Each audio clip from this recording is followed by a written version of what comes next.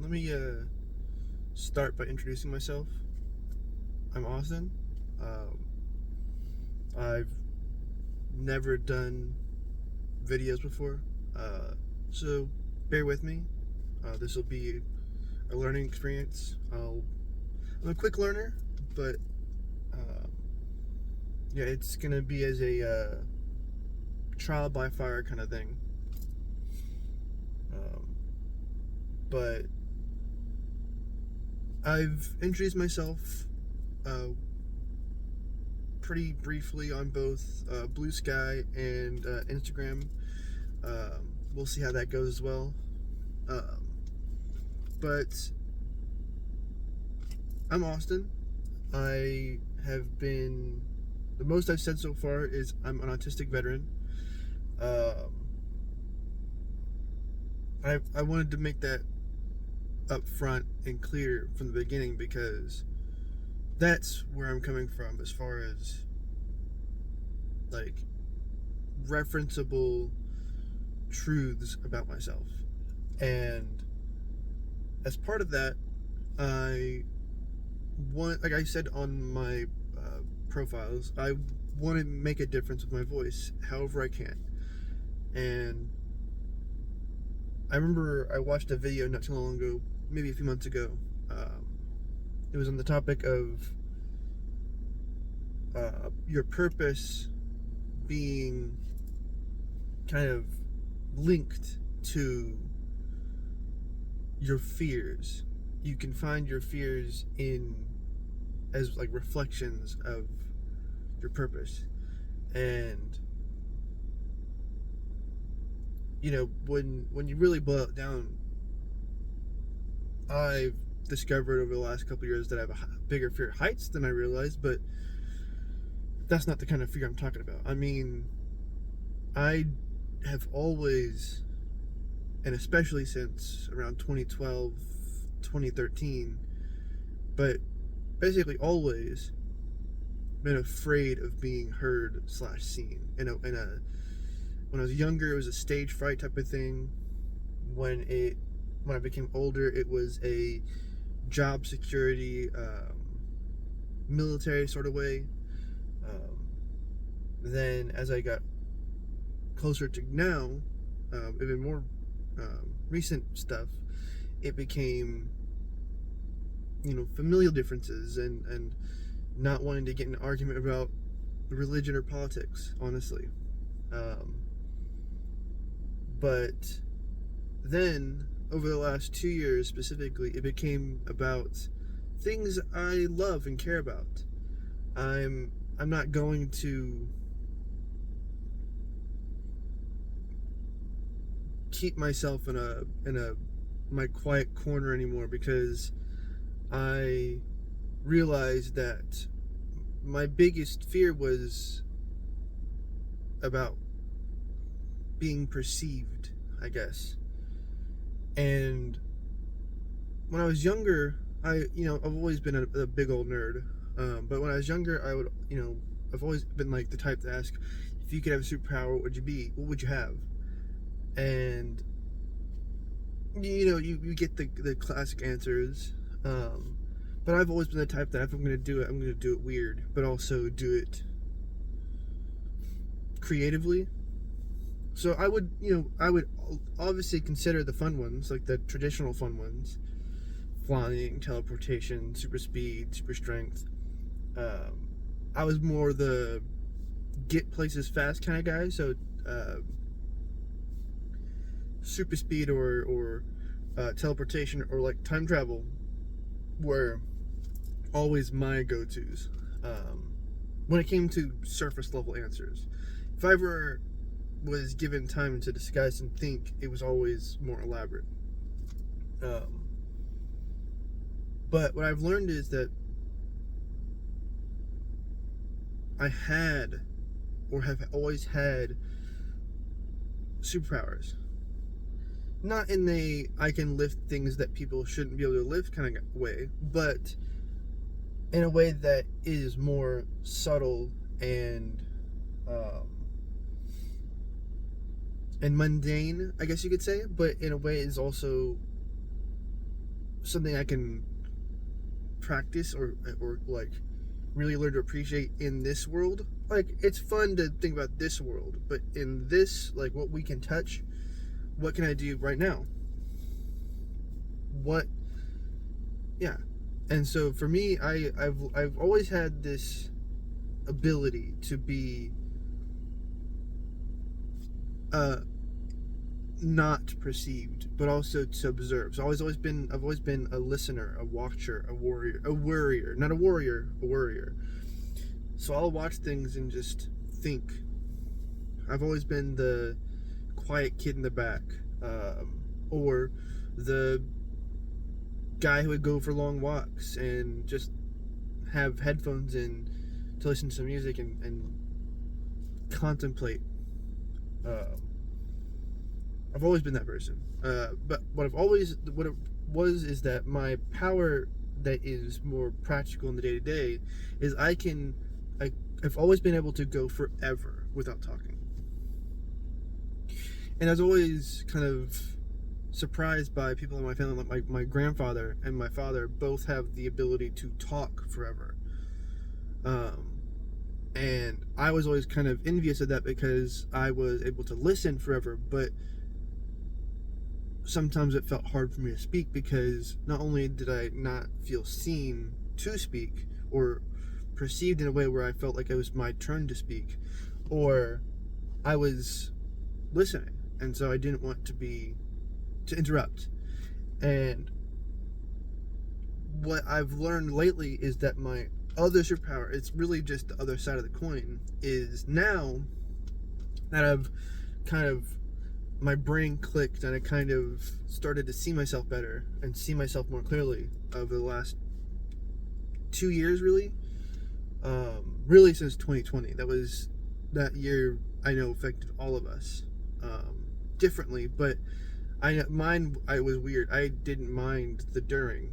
It was the after that I was affected by.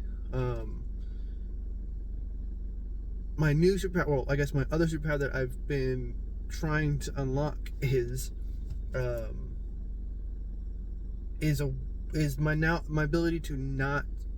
I can talk forever now, and as I get more comfortable with this, and y'all get more comfortable with me, you'll become pretty aware of that. Given the chance, I can talk forever, but also given the chance, I can listen forever. So, at the moment and going forward, for the foreseeable future, this will be a solo endeavor. This will just be me talking to you, and if you decide to listen, you decide to listen. But maybe eventually I'll have people who can maybe ride along with me and talk, maybe turn this into like a podcast type of thing, or just have somebody else like who can be the one speaking, and we can just listen to them, and I can be the person who like asks questions that maybe y'all are asking yourselves about what's going on in the story, or maybe do collaborative projects where I work with other people to bring up things I love. Like I said, I'm an autistic veteran. The veteran part, I was active duty starting in 2012. So from 2012 to around 2022, I was in the Air Force in some capacity. I went from active duty to the National Guard, and as this is new to me, I'll unpack those things as we go. But I was Air Force, active duty for 4 years, and then the rest was in the National Guard. So about 4 years and 6 years. And the other part, I only really learned about myself over the last year and a half. So 2020 was when I did, from that point forward, was some of the most, like, I did the most from 2019 to 2020. I did a lot with the Air Force specifically in the Guard, more than I did. I felt more a part of the team in the National Guard than I did in active duty, but that was just because of the nature of my work. I learned about a year and a half ago, maybe 2 years at this point, that I'm autistic, or am on the autistic spectrum. And I have not been formally diagnosed, and I have no intent to be. It's one of those things where, while I feel comfortable sharing, or I'm starting to feel comfortable sharing myself to the world, this is not about like a diagnosis for me. This is about understanding myself. So is this. Me talking to the camera is also partially about me getting to know myself. Because I'm not, at the moment, I'm a writer. I aspire to be a writer. At the moment, I'm more of a storyteller. And so that's what this is going to be. This is going to be me telling stories. Starting out, it'll be about me, just because it'll help me get comfortable with speaking to a camera. So hopefully that's something you'll enjoy, getting to know me. I've been habitually private my entire life, especially since 2012. But I realized recently that I want my voice to be heard, and also I want to open my life up to people who are all over the world. I want to meet people all over the world. I don't want to be a person of the internet. I want to be a person of the world, but use the internet to make that happen, if that makes any sense. I've lived on the internet as far as a kind of a passive observer for the last decade. Yeah, I posted on Blue Sky and Instagram, but those were the first real posts I've made, other than like a silly donut, a Blender donut. Those who know will know. They'll get it. But I posted my Blender donut on Reddit. That's basically it.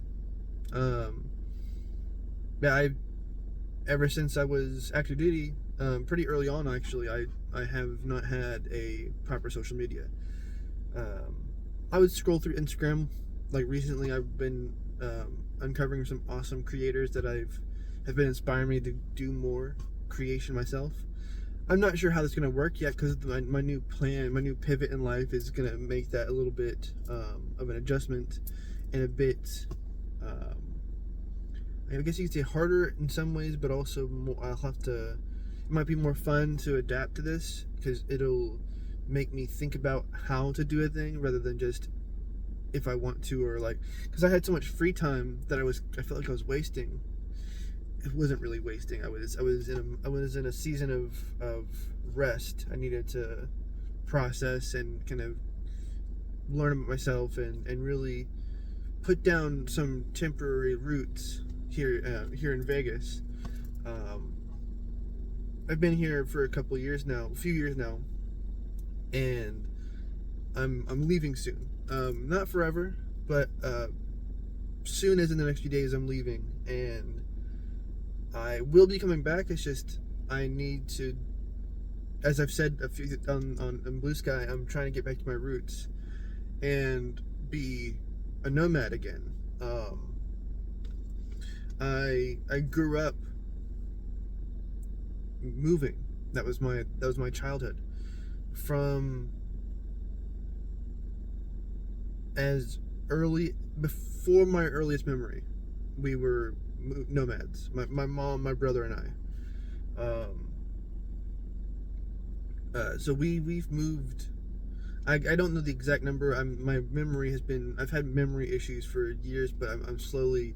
Those are things that have kind of been clearing up over the last couple of years, and it's been a real interesting journey. So as we get to know each other, and as y'all seem interested, and as it becomes a natural part of the conversation, I'll kind of loop you into some of that stuff. That's part of the plan anyway. It's just a matter of I don't want to unpack 2 years or more in one video, obviously.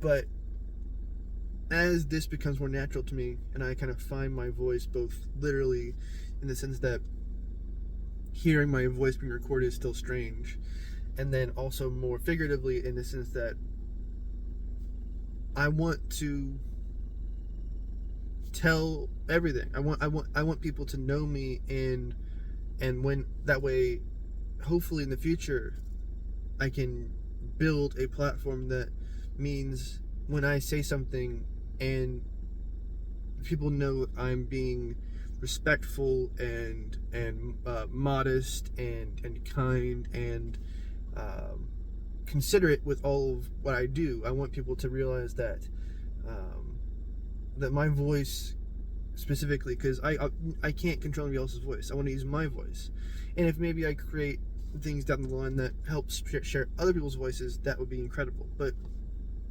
I don't have that yet, or I might not ever have that.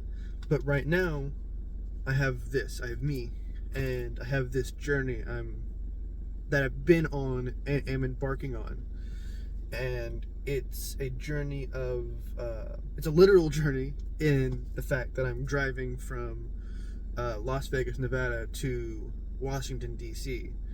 And how I do that is still percolating. It's one of those I'll know when I see it kind of things. But that's the where I'm going. The when is very soon, and the why is so I am a veteran. I am an autistic veteran, and I'm going to keep saying that because those are commonalities I have with a lot of people and differences I have with most people. So most people aren't veterans, but the people who are, we get it. Not to the same, not everybody's done everything, but I've been saying this lately. When you meet a veteran, if you are, the best way to become a friend with them is to start by asking, what's your branch? And if you were in any branch and you immediately respond with your branch, it's like instant friends, at least on that level. And so it's, or family, or brothers and sisters, however you want to refer to it, but friends for sure. And so that works especially well for veterans, obviously. But at this point, most people have somebody in their life, whether close or not so close anymore, who were or are in the military. So you could, regardless of walk of life, you could be from anywhere in the world and you can relate.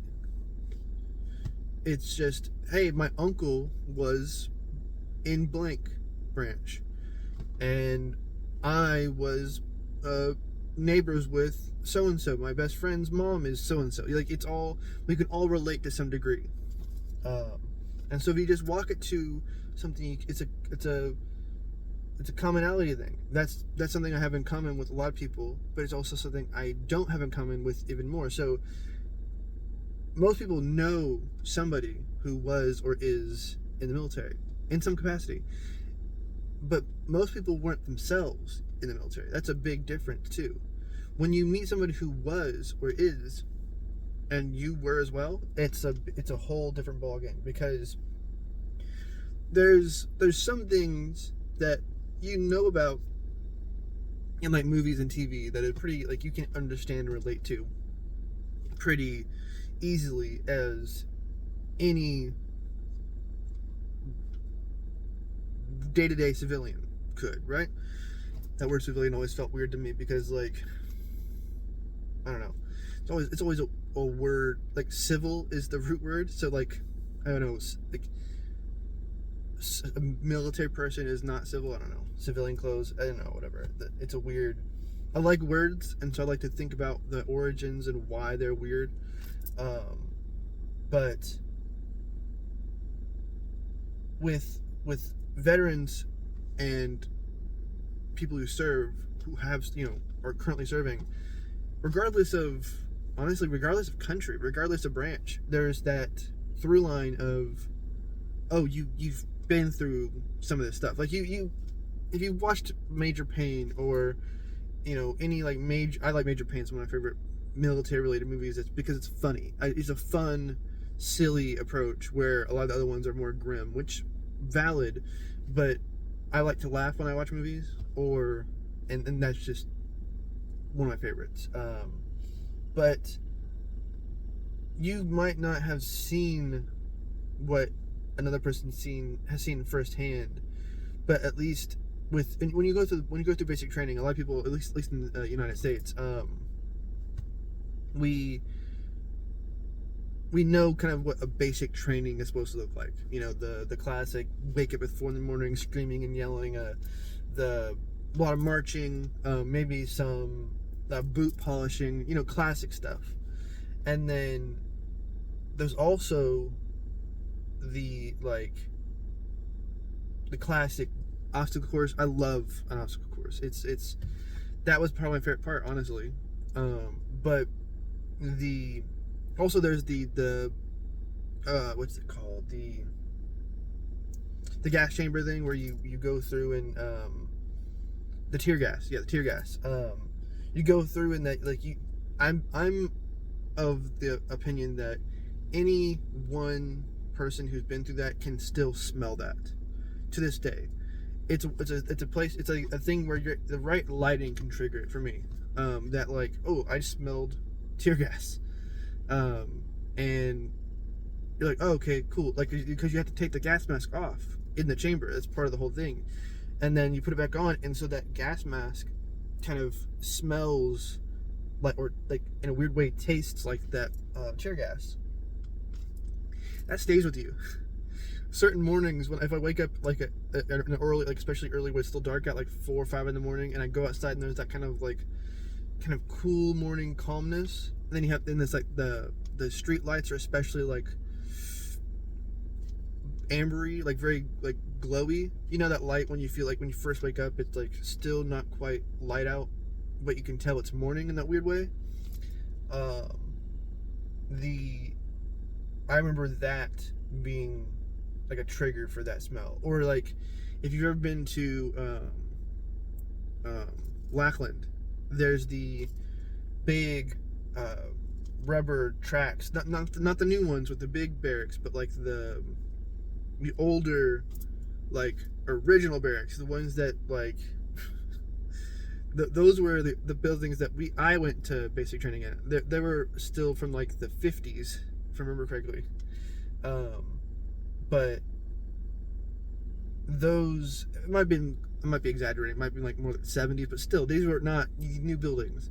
The current barracks are massive superstructures. I've never actually seen inside them, but I was on base when they were being finalized. So it's oh wow, that's a huge upgrade. The older buildings, which I'm sure they kept one, the Air Force is pretty sentimental when it comes to the history of the branch, and so I wouldn't be surprised if they kept one of those buildings and turned it into some kind of basic training museum or something along those lines, something to kind of bleed blue kind of thing, Air Force blue and all that.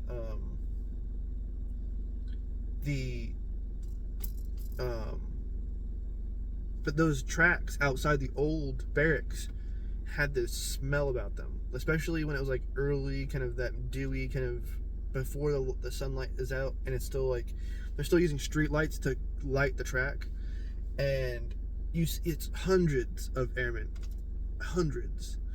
And when I say airmen, I mean all of them. Just there's a line of these tracks, and you can see them for probably maybe a mile.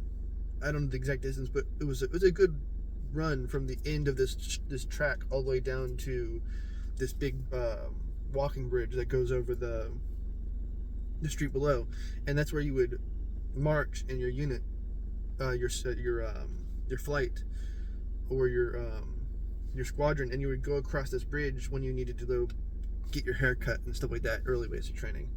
Um, that was Air Force at least. But that stuff is universal to some degree. Like my brother was in the army. Um, uh, my mom was army. My father was army. My grandpa was Air Force. We like to joke that we made the right choice, but that's the common thing is when you're around veterans, there's that rivalry still. It's still a fun like joke to be like, oh well, Army this, Marines that. It's still a fun thing to do as long as you're respectful and everybody's in the right headspace. It's great. Um, but all that to say is that when you're with veterans specifically, they get it. And so, and also people who know veterans get it to some degree as well. So there's that little bit of like commonality with so many people. But I'm also autistic. That is a new discovery for me. It took me until I was 30 to like. I've always kind of suspected because it was, growing up, you hear people talk about certain things. You're like, huh, I don't know what that means, but that feels familiar. For me, that was the idea of being neurodivergent, and so I want to be. I love this phrase. There's a couple of people on YouTube who really helped me to understand autism for myself and the context of other people and kind of get to know myself better. Both in the sense that I've learned that I'm autistic and am ADHD, as some people call ADHD. And I didn't know that until I was 30. I'm only 32 now, so it's like, okay, this is still brand new to me. And I know some people will say, well, you're not diagnosed, so it's not, how do you know? And it's one of those things, when you know, like it's like you know it when you see it in yourself. Like you can't say for certain anybody else is unless they're certain they are. I mean, I'm sure, at least I can't. I don't diagnose. I don't have a degree in any of this, nor have I ever formally studied any of this. It's all a thing I learn by doing. I also like to be self-taught when it comes to most information. It's hard for me to learn from other people. When I do things my way, it tends to work out, and I will watch people do things and see what not to do most of the time. And I'm like, okay, cool. Don't. I'll make examples, but I'll try not to. So, let's see. What's a good example? You know what? No, I'll just say learn by doing. I learn by doing personally, and also with other people. I tend to learn what not to do. Okay, again, example. So, I was with my brother and a couple of my cousins who have always been semi-close with, and we were at a family reunion a long time ago. I can't remember how old I was. I'm not very good with like years and dates as far as like my memory goes. I'm getting better. I feel like I've been healing my brain for years now, since I was like 8. That'll be for another time, but the family reunion, we were out in this garage, and it was probably like 6 to 8 of us. I mean, probably, I guess anywhere between 6 and 10, if I'm being more honest. I don't know specifically. I can't picture how many it was right now. But it was like 6 or 7, maybe 10 people in this garage, all probably 12 and younger. Yeah, so I was probably 7. No, I probably had like, probably like 8, 9 years old. Maybe younger than that too. I'm not sure. Like I said, bad with dates in my head. But we were playing darts with like the other kids were playing darts, and I can't remember who it was, but one of the kids who was around my age, but like maybe a cousin or something like that, they grabbed one of the darts, and I don't know how they did it, but they went to throw the dart, and the dartboard was like straight ahead, obviously you're playing darts, but there was a sliding glass door about, I'd say, 45 degrees off angle, and also we're younger kids, so the height for the target was a little bit high for us, so we are aiming slightly up, but not like in a crazy way. So you have this target that's straight ahead, but this sliding glass door that's to the right of us. Somehow my cousin, I think, threw this dart seemingly supposed to be at the target, and it kind of goes up, and it hits the top left corner perfect, like just snags it perfect in that little spot somehow. And it was like, if this would be something I would I've seen the slow-mo guys do a video kind of thing where how fast glass will shatter, and it's like, if you're watching it in real time, it looks like instant, or like lightning. It's like, it's so fast you can't. New text message. There's literally, it's too quick to see. Clear line to where he wanted to go. Steph was just. Sorry about that. My audio started playing in my car, and started, like, my audiobook started playing. But yeah, the glass was like nearly, it was like instant. It was like lightning, and top of this door all the way to the bottom. Obviously, of the one pane, because it's a sliding glass door, so one is still fine. But what made this worse was apparently my cousins, or like some kind of relatives, had installed it like that day or the day prior for the reunion. Like, this was something they had been wanting to do for a while, and had finally gotten it done right before the reunion. So the irony of this is, it was always something that kind of I couldn't forget, obviously, with how much I remember from the story. But it was one of the things where it was just instant, and